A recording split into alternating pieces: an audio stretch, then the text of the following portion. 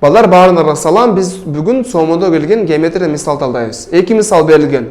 Айланын ичинде квадрат, анан айлананын сыртында квадрат бар. Квадраттардын аянттары белгилүү, эми табышыбыз керек. Айланын аянты канча болот, ушуну табышыбыз керек.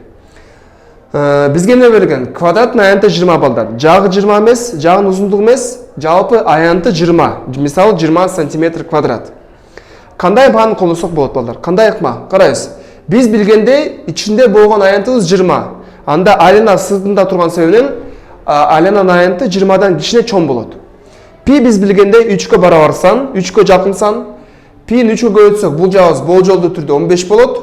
Бирок ич жагы 20 болсо, сырт жагы 15 боло албайт. 15 карайбыз, 15 көбөйтөбүз 3кө бул жагыбыз 45 болот. Бирок 45 бул көп, 20 пи андан көп болот. Анан тура келген жоп кайсыбыз? Тура 10 пи. 10 пи болжолдуу түрдө канча болот? 31,4. Карайбыз, ич жагыбыз 20 болсо, сырт жагыбыз 31,4 болгону тура келет. Кандай да башка ыкмабыз бар? Карайбыз, эске алабыз, эреже бар балдар бизде.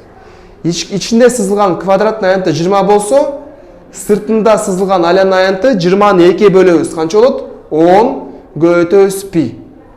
Мисалы сырты бул аянтыбыз 40 болсо, айланын аянты канча болмок? Тура 40'тын жарымы 20 көбөйтөбүз пи. Бул эреже түшүнүктүү. Экинчи мисал карап чыгабыз. Бизде бул жакта квадрат сыртында сызылган. Аянтыбыз 100. Аянтыбыз 100 болсо балдар кандай болот? Аянтыбыз 100 болсо, бул жагыбыз 10, бул жагыбыз да 10. Жактардын узундуктары 10.